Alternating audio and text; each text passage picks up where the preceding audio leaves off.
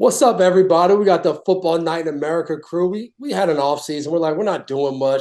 Let's get back together. So here we are. Obviously, Chris Simms on the other end. Because who else would I like to go back and forth with to talk about free agency and the NFL? Simsy, what's happening, Hey, man? what's up, man? D. McCourty. Look at you all Johnny hosted up here doing a good job.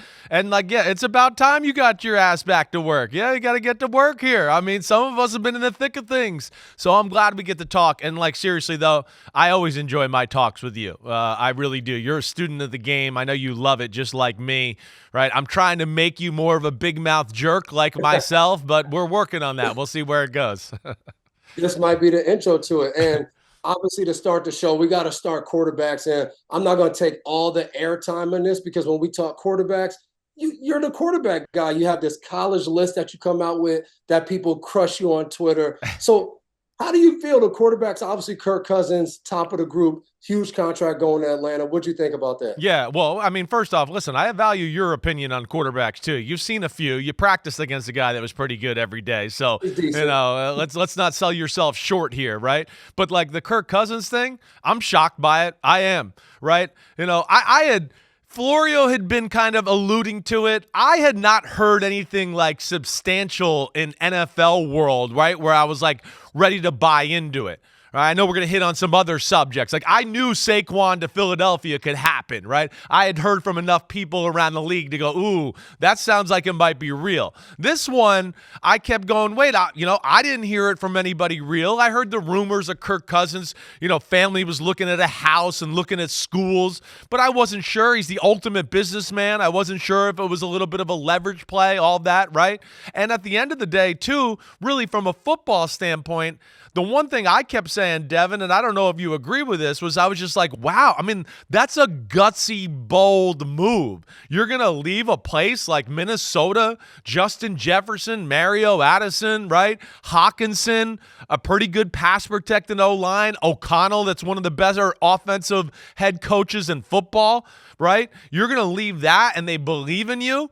To go to kind of the unknown to a degree, that's where I didn't really get behind it and buy it. So I can't lie, I was shocked when I saw it, actually coming to fruition yesterday, and I was doing my podcast live. I really was shocked.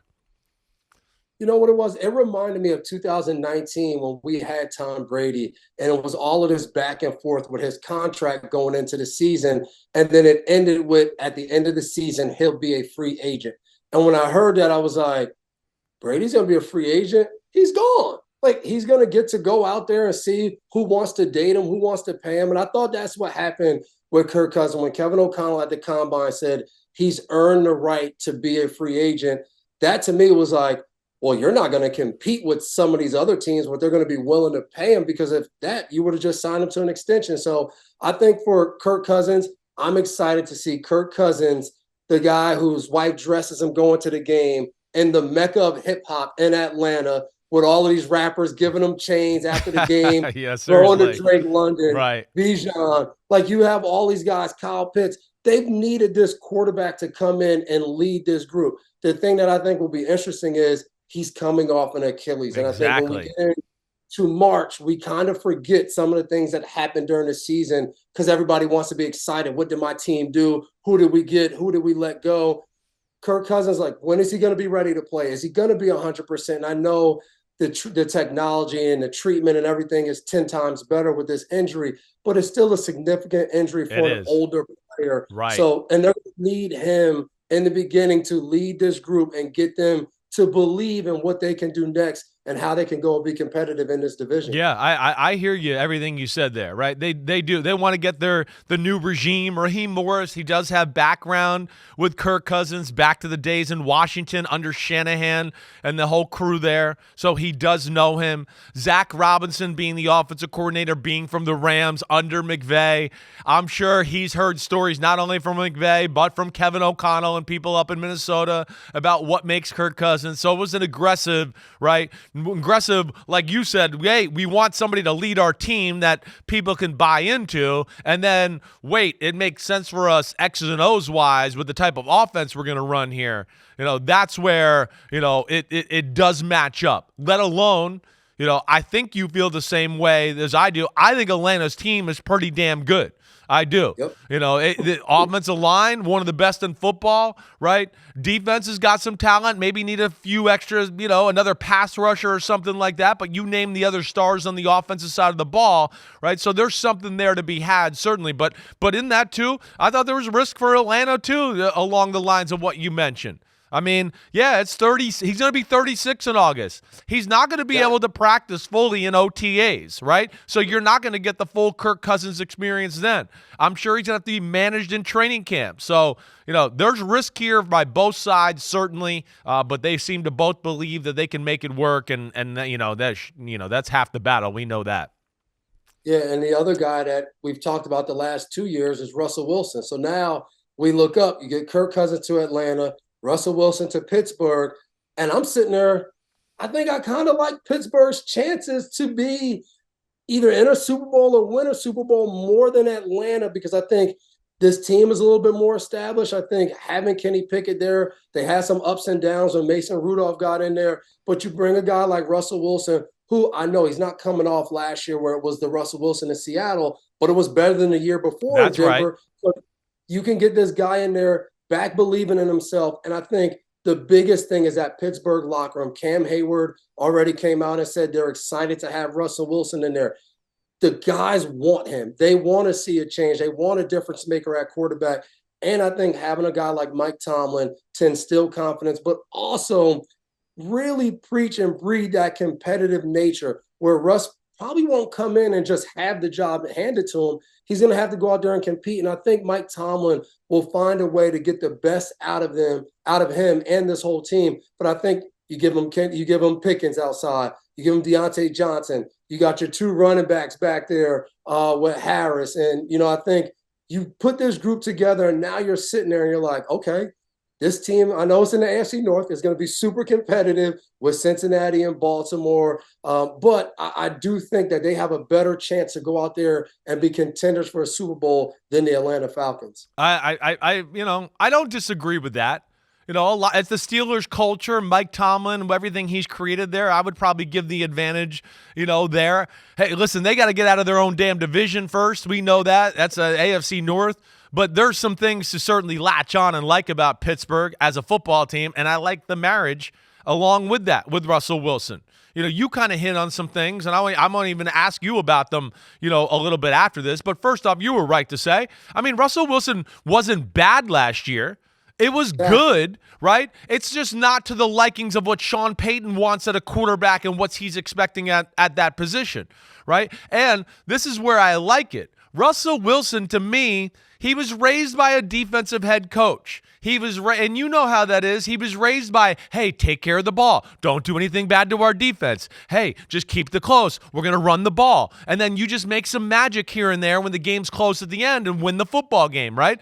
I think Pittsburgh's going to be like, we're all for that. We're all for that. We don't need 9 million plays like Sean Payton and 70 million checks. We're just going to kind of keep it simple, run the ball, high percentage passes, play action pass. Like you said, oh no, there goes George Pickens down the sideline. You're a great deep ball thrower. Throw it up, right? He's a little bit more, I think, fitting of the way Mike Tomlin and the Steelers want to play as compared to where he was with the Denver Broncos, which was always attack, a million plays, all of that, right?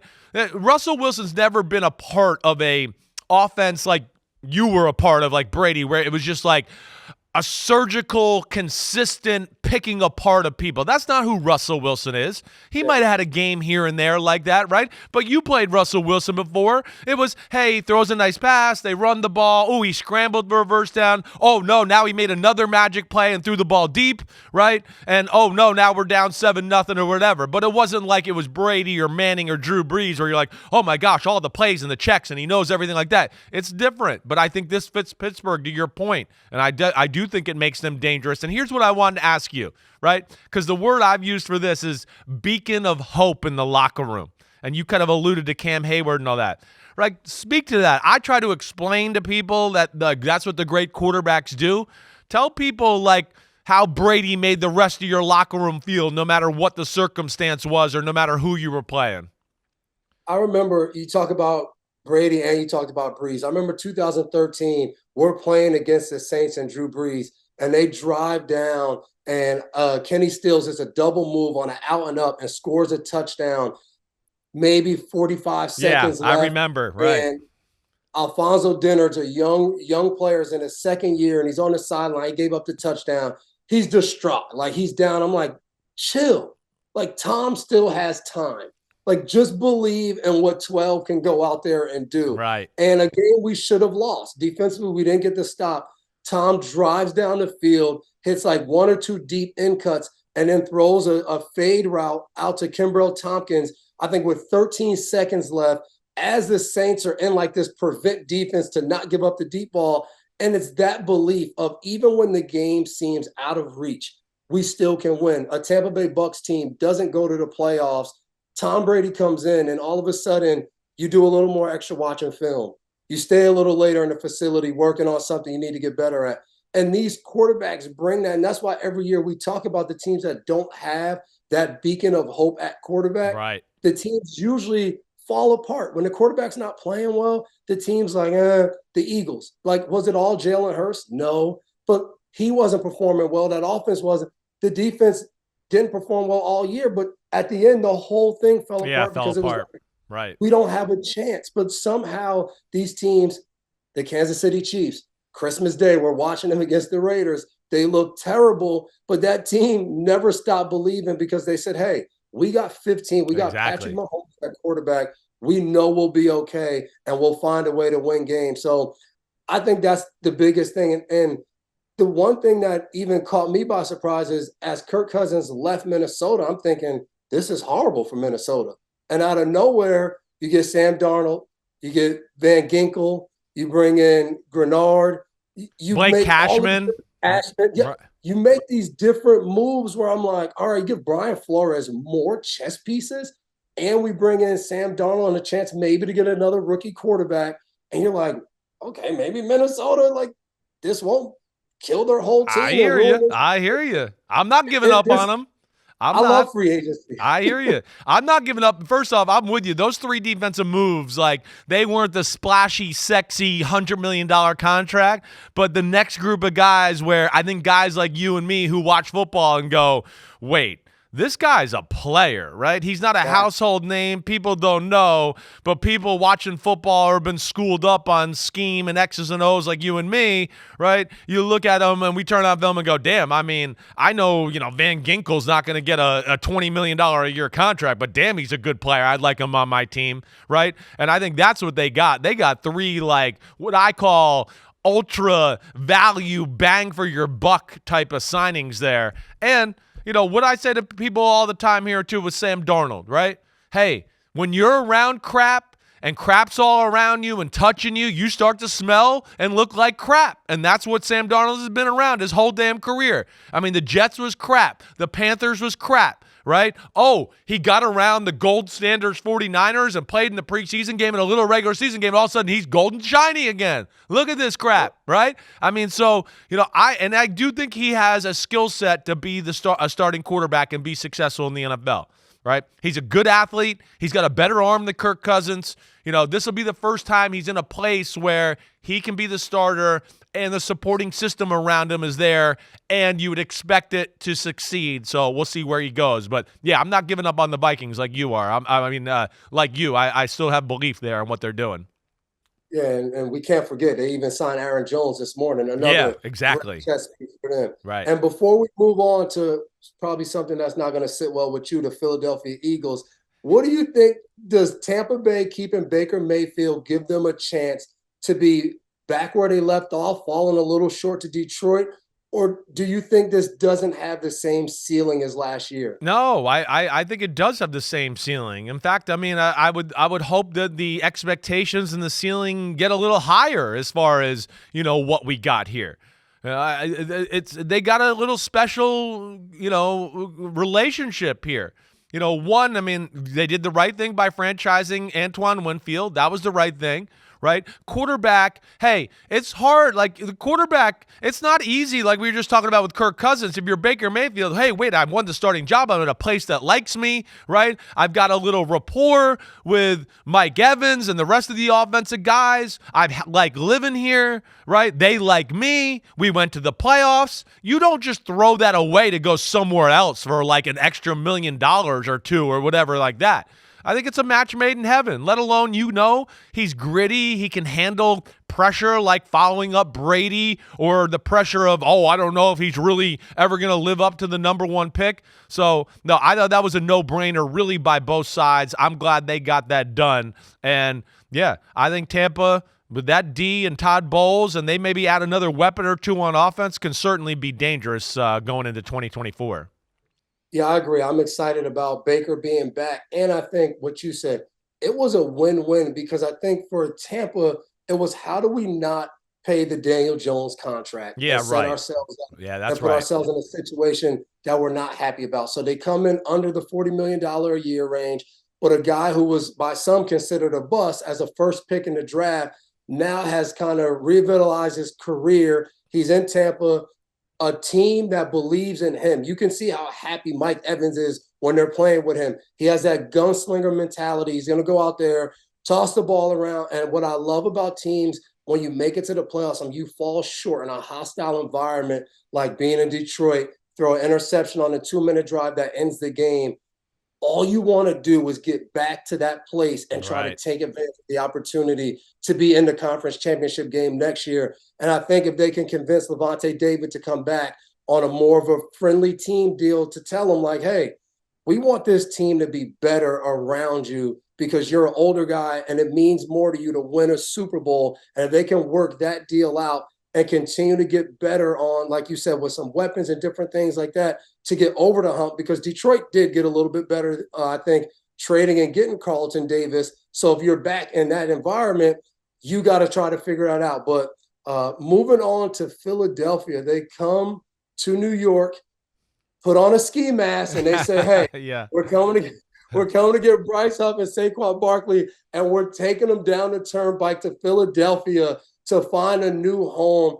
I mean, for a team that fell apart, and we can't forget the way Philly ended the season, then you lose Jason Kelce, you lose Fletcher Cox, two guys who were mainstay leaders on your team, but you go out and you get two guys in the New York media who will have no problem facing anything that goes on in Philadelphia, a star in Saquon Barkley and a pass rusher in Bryce Huff.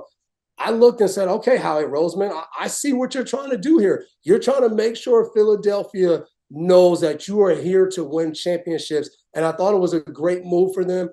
I think sometimes we get too into, well, we're paying this guy too much. If the guy comes and produces and helps you win football games, that's ultimately what matters. And I think they have a vision for both of these guys on Saquon Barkley, putting him in there with Devontae Smith and A.J. Brown as threats, and Goddard at tight end is going to be really hard to stop and helps Jalen Hurts. I think Bryce Huff gives this team another pass rusher, also with Brandon Graham coming back as a veteran to help him get better. I'm excited to see what this Eagles team can do. I mean, it's unreal. The Eagles are on the next level. They're on next level. They started the day one of free agency starting again with, we're not only awesome already, but we're going to be awesome in the offseason and win the offseason again. I mean, that's where it looks like it started.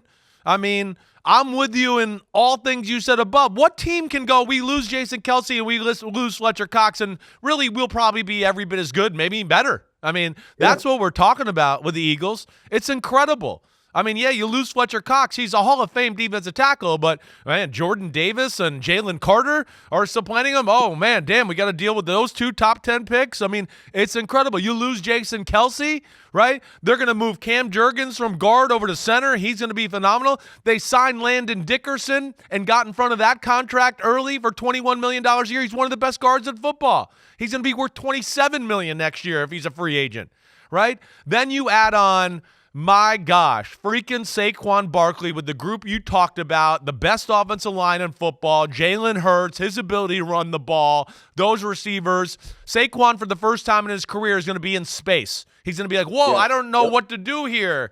I'm used to 7 guys around me and then me having to dodge them all to make a 1-yard gain. So they're the type of team that I was always scared about as a Giant fan because they kind of got everything, right? And they're the type of team that can go, well, we'll give Saquon a little extra money compared to the rest of the market because we feel like this will take us to another level, right? Where other teams are like, wait, we have other holes to fill. We can't worry about the running back. Eagles don't have to worry about that. And then, I mean, Bryce Huff, $17 million a year. Bryce Huff, $17 million a year. You said they're right. Brandon Graham re-signed him. They got Nolan Smith, who is a freak of nature at the end of the first round last year, right? And then they're going to keep whoever they don't get the best trade offer between Josh Sweat and Hassan Reddick. So they're going to compile more assets and then still keep one of those guys and still have 4 unbelievable defense ends. Bryce Huff is like, I spent this weekend watching free agents, right? Because I knew I was going to have to talk about it. So Bryce Huff was one of the first ones I watched. And I was like, well, I guess I'm just going to see a pass rusher that, can't play the run and maybe he's not strong enough and physical. What? Bryce Huff, again, if he played on first and second down and he wasn't undrafted and had a bet, like he's top tier market edge pass rusher. And they got him for $17 million a year. I mean, 6'3", 255, explosive as hell, athletic as hell, physical as hell. I mean, the Eagles killed it yesterday. It makes my heart heavy, but they killed it. They did. And Bryce Huff was interesting because the Jets just had too many defensive linemen. Exactly right. And they drafted guys, and the political reality pushed them out. Exactly, D, right? And now you look and you're like, okay, I'm a Giants fan. You're a diehard Giants fan. Grew up watching him.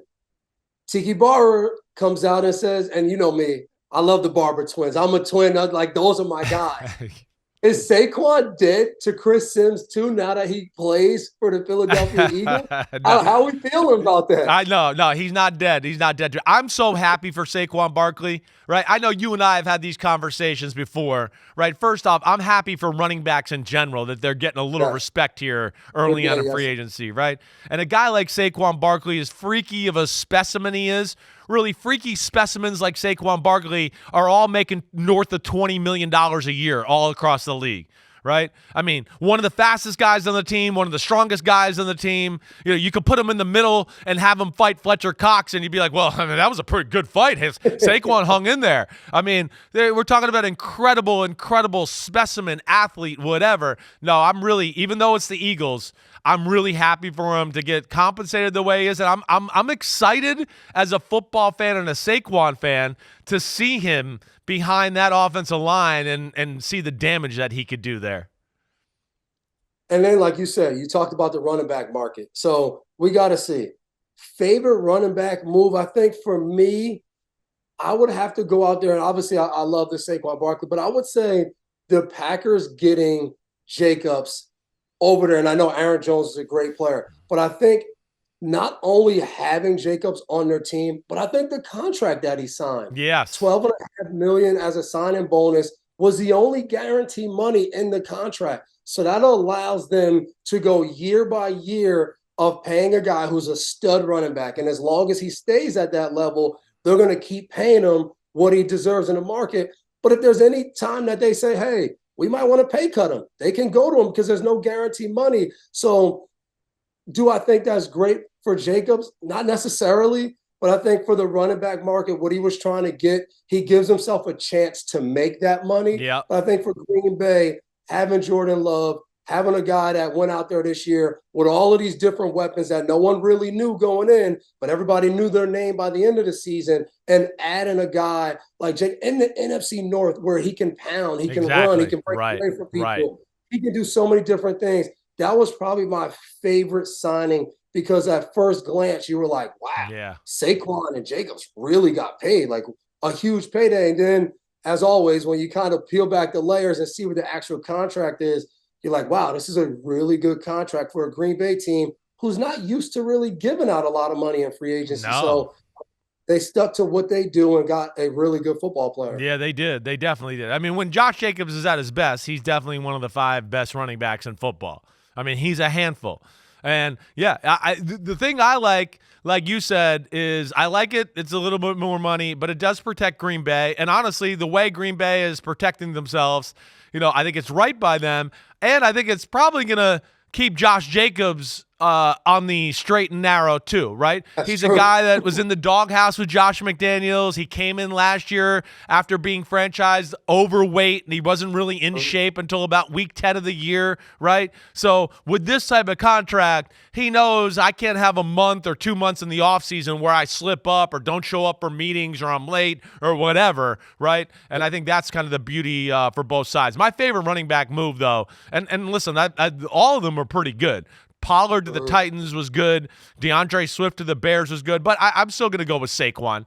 The Saquon, the matchup of that offensive line, the way they play, the receivers, like you said. And I just think, again, Saquon, I always use the phrase like anytime, anywhere guy, meaning he can score at any time, anywhere on the football field. He's special that way. He's a game breaker. So, yeah, I mean, I know that's the easy choice, but it's still my favorite running back move of the day. Yeah, and I think one of the interesting things, even with the running back kind of carousel as we have up there on the screen, is it's awesome seeing these guys sign these deals, but it's always tough to see for these running backs, if one guy signs, somebody has to leave. So, I think watching Joe Mixon, what he did in Cincinnati, the level he played at, and to know no matter what, the Bengals felt like, well, we could get Zach Moss at around $4 million. We think that's not much difference. We think Zach Moss can bring us almost or exactly the same what Joe Mixon brought. So, and they got Chase Brown. Remember him at the end of the year too, who was really damn good too, right? So yeah, I hear you. They decided let's go with 2 rather than pay 1 a lot of money who's getting up there in age, and history tells us injuries and things like that can happen at this age of running back. Team, they're protecting themselves for sure. Yeah, so that I think the running back market will always be something to kind of watch and see. But let's move on to a little bit of, we did this during the season. Well, you would go and you do your podcast, but we called it the speed round. And our guy, James Kaminsky, would always come up with these different topics that we would throw out there. And sometimes it would go fast and be a true speed round, and sometimes it would take a while. So we'll see. Simsy, what do you got as your best move or moves this first, day and change of free agency? Y'all, here's like one that I found as far as like interesting to me. The Packers, those moves were good, right? That was, because we didn't even hit on Xavier McKinney. That certainly jumped out to me, right? The Raiders getting Christian Wilkins, needing another blue chip type of football player, on their offense or on their defensive line to go with Max Crosby, right? Here's one that jumped out to me a little bit here is the Titans, okay? The Tennessee Titans and the Los Angeles Rams had some interesting things here. And let me just make sure I got this right. The Tennessee Titans, right? Brian Callahan, he wants to run a Cincinnati-ish type offense, right? He's got his dad, who's an all-time great offensive line coach, right? Well, they get Tony Pollard, which I think will fit that system, can catch the ball out of the backfield, certainly can run the ball, get a big-time center in Lloyd Cushenberry to help out the run game and help him out, right? Get Chidobe Awuzie, who I think is still a damn good corner from the Cincinnati Bengals. He, of course, has had an inside look at him, Brian Callahan. And then even Kenneth Murray, athletic middle linebacker, can run sideline to sideline from the Chargers. I'd like those moves. I know they weren't like the big splash, but if we're going to give somebody under the radar some love, I'm going to give the Titans some love for what they did. Yeah, and I'm going to go with the first team you mentioned, the Green Bay Packers. I think this team a year ago lost Aaron Rodgers, and we're sitting here and we're like, what are they going to do next? Is Jordan Love the real deal? And the season starts and there's some ups and downs, but by the end of the season, you're watching this guy and it's like, wow, is this guy going to be a top 5 quarterback before we know it, the way he's playing and handling, backing up and coming behind Aaron Rodgers? It was impressive to see. And they say, you know what? We're going to now go give him Josh Jacobs. Then we're going to bring in Xavier McKinney, who played every defensive snap last year, over 100 tackles, 4 interceptions. Baller. Oh, and by the way, he's only 24 years old. So we're going to get this young guy, and we're going to get the prime of his career in Green Bay. So I'm just excited because I think free agency is about some teams starting over. And I think for other teams, it's about how do we find certain players who take us from being semi-competitive, right, a chance to get out of the wild card and in a division, or how do we find the guys that take us to the conference championship and have an opportunity to play for a Super Bowl? And I think Green Bay went and did that yesterday. I think they said, you know what, we're going to go get a few guys, and I think they still have some work to do of getting a few other guys and making sure that defense plays at a high level to back up what Jordan Love and his offense does. But I'm excited to see what they look like going forward. And then worst moves, I think, is by far the Miami Dolphins. I think the Dolphins came into yesterday and they had some players. Christian Wilkins is a guy that I saw on Twitter someone compared to Dexter Lawrence. The Giants knew what they had in Dexter Lawrence, paid him a few years ago, got in front of it. Christian Wilkins has been a guy who's played at a high level since stepping foot in Miami. They don't pay him, they lose him. Then they lose Van Ginkel, who we talked about earlier, going to Minnesota. You release Xavier Howard. You release Emmanuel Ogbah. You move on from these players. All right, I don't really have a problem when teams move on because you have to find new guys. You release Jerome Baker. But who are those guys that you're now going to bring in and replace these guys with? Robert Hunt leaves on a $100 million contract to the Carolina Panthers. Another guy you lose. So Brandon Jones signs elsewhere. So you've lost all these guys. Oh, and by the way, you're going to have Jalen Phillips coming off an injury. You're going to have Bradley Chubb coming off an injury. So like this team that we've watched be so explosive just took hit after hit after hit. And hopefully they can go in the draft where they pick up some of these guys throughout this free agent process to help them kind of cover up that gap. But I think if I'm a Dolphins fan, I'm sitting here like, all right, well, what's the plan? How do we not lose and have really no chance in Kansas City last year in the playoffs? How do we make sure that doesn't happen again? And I don't know if they took a step forward the first day in free agency so far. No, I hear you there. You know, they're in a tough spot. They are. I mean, it's a big blow, like you talked about. To lose Christian Wilkins is a huge blow. I mean, you said it right. He's in the class of Jeffrey Simmons, Quinnen Williams, Dexter Lawrence, one of those type of guys. But like you said, too, they're paying so many people, right? They're going to have to pay Javon Holland soon, right? They're paying Jalen Ramsey. They're going to have to pay Jalen Phillips, right? You know, you said they right. Tua's coming up. Jalen Waddle's coming up, right? You know, they're already paying Bradley Chubb like you're talking about, right? So they paid Seiler at defensive tackle too last year, so they were stuck. And yeah, they're looking like they're a top-heavy football team that's going to have to work hard to find depth like you're talking about. Here's one that it's not exactly like for me one move that I go, oh wow, like that's so bad, but. Like the Carolina Panthers are one that I find interesting, okay? Just from this aspect. One, you know, they're a little bit what I feel like in the damage control, oh gosh, we picked Bryce Young, so we got to go everything to make him look good now. A little bit like the Dolphins with Tua. Like, he'll look like the number 6 pick in the draft as long as we put an all-star team around him, right? And I feel like, so Carolina, good for them. They made 2 aggressive moves on the offensive line because they realized, wait, our quarterback can't throw when the pocket's closing in on him and doing that, right? But I think the thing that $150 million. Exactly. But you know, I think it speaks to where they're at and what they got at quarterback, and they realize, wait, we got him, and we got to make this work, right? But the other side of it is, I mean, to let 2 of their 3 best defensive players out the door. Right, that to me is like, wow. I mean, yeah, you got holes, but now there's no Brian Burns. Who's rushing the passer there? Frank Louvu. I mean, he's a phenomenal middle linebacker. They lose him to the Commanders, right? That to me was one where I was like, wow, they let both those guys out the door, gone. See you later. Now, I know they got some things back for Brian Burns, certainly, but, you know, it's not easy to replace a proven commodity top-end pass rusher and just go, we'll find another one in the draft somewhere, right? So that definitely was one that jumped out to me as far as being shocking that they let them both out of the organization. Especially to Brian Burns, because you franchise tag him and you bring him back for basically you rent him for 1 year. And from everybody's reports, it seems like they had the possibility of getting maybe 2 first rounders. Definitely. Yes. Year. Right. So you do, and then you get a second and a fifth.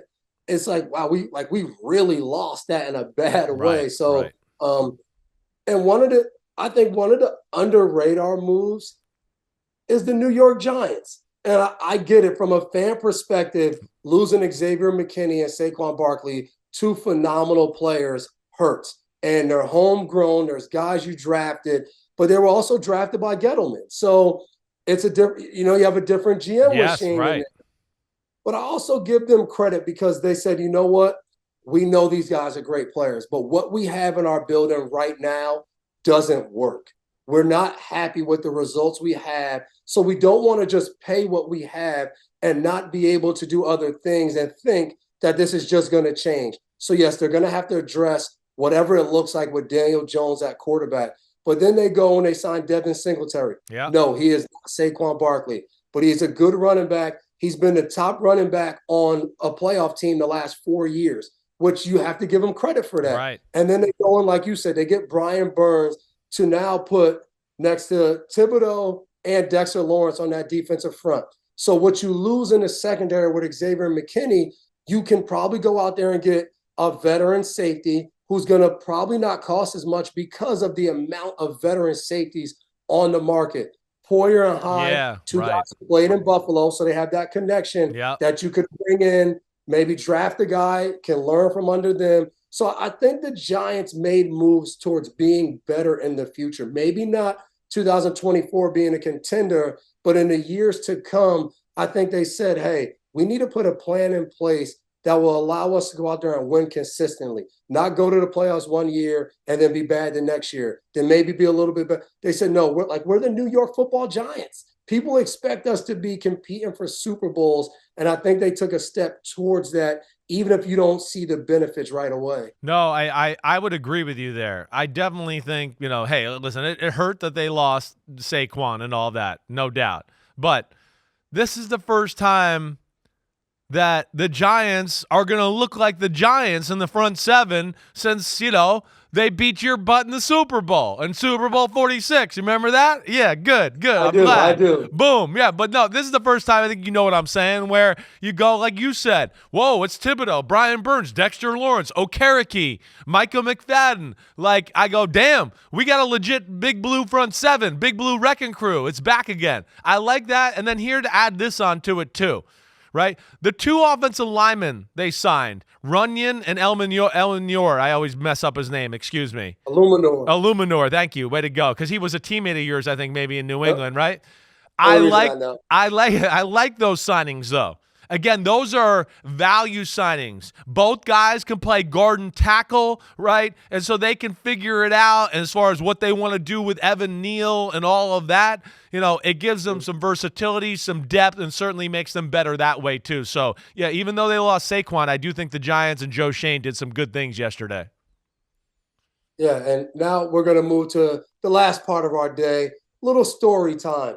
Simsy, do you have any free agent story time where it's like, I didn't expect this, or this went really well? You got anything up your sleeve? Well, like my stories as far as like free agency, right? My career wasn't that sexy. Okay. So when I was about to become a free agent and all that, I got tendered, right?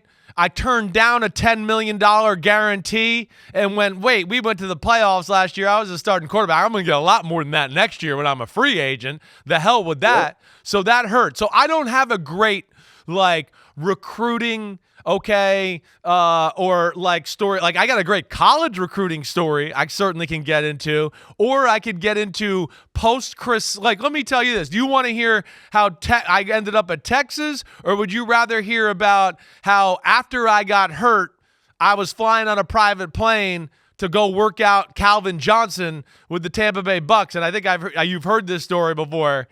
And that's what I heard that story. I want to hear Texas because I think of all the illegal stuff that probably happened to get Chris Simms from North Jersey to Austin, Texas. Not that much illegal stuff goes on when they know your dad's rich and you grew up in a silver spoon environment, all right? So it ain't that sexy from that part of it, okay? I mean, I had private planes come and take me on my visits and do all that. That was cool. There's no doubt about that. But that was in the legal rules of what they could do. But I committed to Tennessee, right? And I'm going, yeah, it's like, the year they won the national championship with T. Martin. And I'm excited to I'm going to be a part of the Volunteers, right? Peyton Manning was there 2 years before that. I'm going to continue this great coaching tradition, right? The day I commit, like a few days later, the guy that was responsible for recruiting me and the reason I wanted to go there, David Cutcliffe, who's like the Manning's quarterback coach and the old Duke head coach, right? He was a big reason I wanted to go there. I was like, damn, I'm going to get to play for him and develop under him, and this is going to be amazing.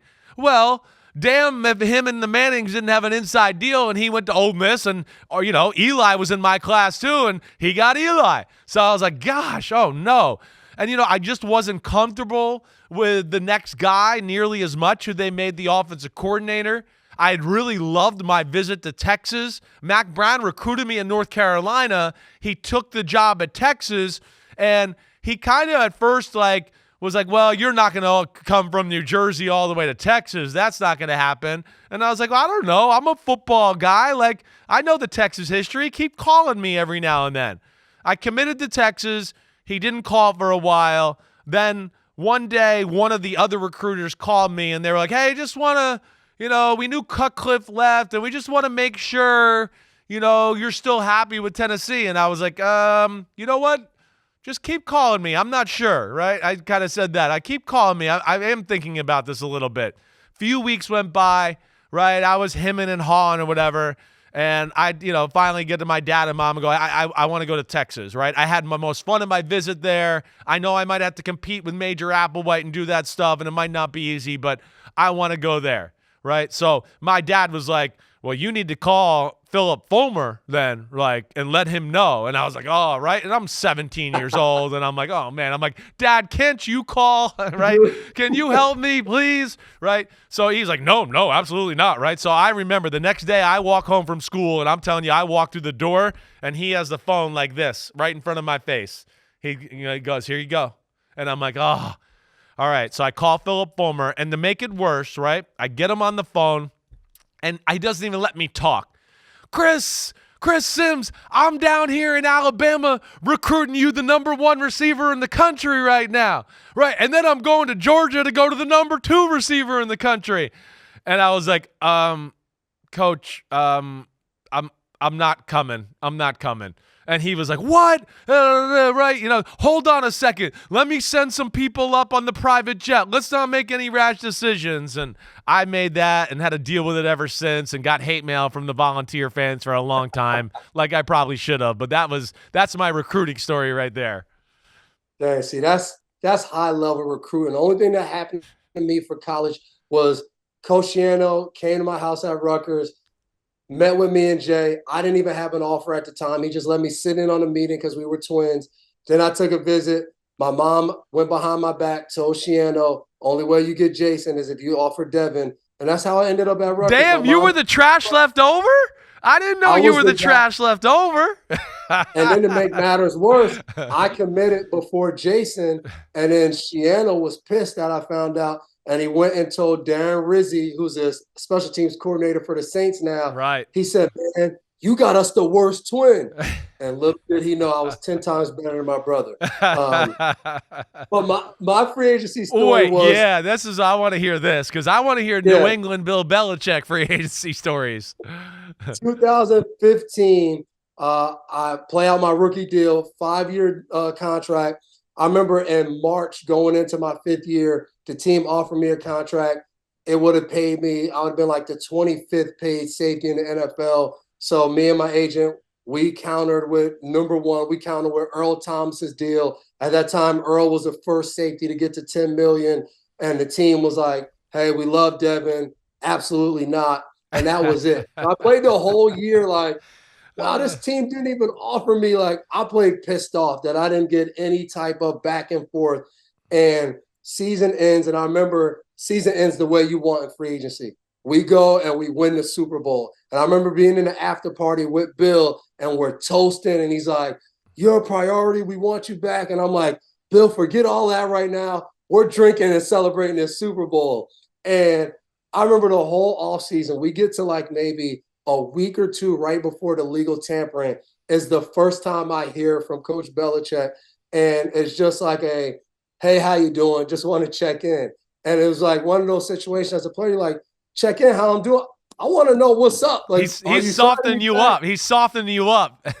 Oh, they are elite. Right. And I remember, calling them back and we catch up and just nothing happens. You know how it goes. Your agent's calling you. How was the conversation? I'm like, I don't know. We didn't talk about anything. Like we legit just caught up.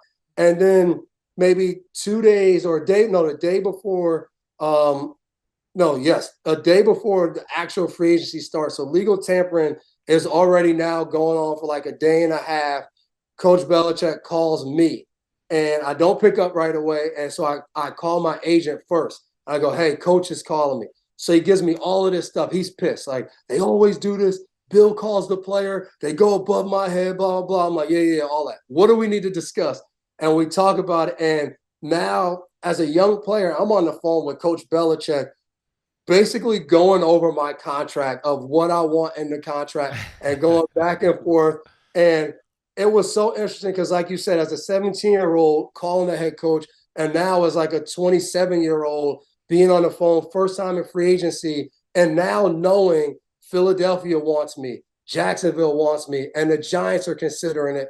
I'm like, man, I'm playing with house money now. So I remember sitting on the phone, and I'm like, all right, this is what we want overall. This is what we want in the first year. And I'm like negotiating this contract, telling Bill. And I remember he's like, "Well, I got to talk to Mr. Kraft first." And I'm like, "Coach, I got an hour or 2 hours, and I got to make a decision. So I don't know what's going to happen." And like 11:30 that night, talk to Mr. Kraft, and we get a deal done. And I remember after that, all these articles come out. Devin was on his way to Philadelphia, and Bill called at the last minute. I was like, who creates these stories? Like, yeah, right. This didn't happen like that. But that's what I love most about free agency was that legal tampering. It opens up for players, and you get to see what's really out there and all these agreed to terms. But it's also a reminder, free agency, no Super Bowls are won in March. You still have to play the season. That's but right. We always love free agency and the frenzy that it brings. I mean, you didn't get any like disparaging comments or any like grunts from like Belichick, like, I mean, come on. You're not as good as Earl Thomas, right? You didn't get anything like that? My agent got that. We kept it real clean, but my agent got that on the back end. Like, we love him, but he's not Earl Thomas. So I said, you know what? Being number 2 is fine with me. That was fine with you. Worked out and won 2 more Super Bowls, so I'll take it. Yeah, you're winning. You're winning. Don't worry. Made me feel better about Super Bowl 46 that you went and got to celebrate with your dad and your brother. And I'm sure the Simms family household was all happy. So, well, we listen. We were Patriot fans. We always rooted for the Patriots. We really did. I mean, Belichick is part of my childhood. Yeah. My dad loves Belichick, but not when you played the Giants. Sorry, on those days, yeah, you didn't get the benefit of the doubt there. But that's an awesome story. Not everybody gets to say like they talked to Belichick, negotiated, and got close to what they wanted or deserved, right, from him. I think that's part of the backlash we hear in some of the documentaries and stuff right now. Guys are still bitter they didn't get paid by Bill, and I think that's part of it. You got paid, and that's why you're wearing a T-shirt that says millions, billions, and trillions, because I'm representing for the free agents today. That's a timeline of your net worth, and it's just good that we understand now. We got it. I wish. Hey, Simsy, I appreciate you jumping on with me, having a good time this off season. I'm sure you guys will see us again. We'll be back throughout this off season, hanging out. Football Night in America crew. Appreciate you. You're the man, D-Mac. I'll see you soon, dude. All right, man. Hi, I'm Mike Tirico, and thanks for watching. Make sure to hit subscribe for the latest news and highlights from NBC Sports.